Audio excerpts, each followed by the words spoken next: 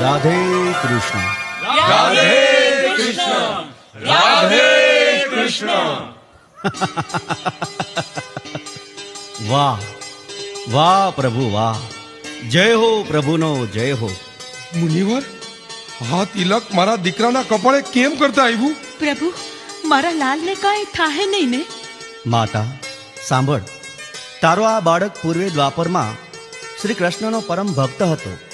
ત્યારે તેનું નામ વજયનંદ હતું, એટલે કે નંદરાજાના મોટા ભાઈ અને યશોદાજીના જ્યેષ્ઠ વજયનંદ.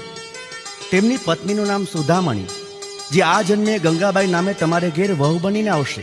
શ્રી કૃષ્ણ ભગવાને વજયનંદને પોતાના વિરાટ સ્વરૂપના દર્શન આપી પરમ ભક્ત બનાવે અને ગરુડજીના હાથે તિલક કરાવે. બાળકના કપાળમાં ઉપસેલ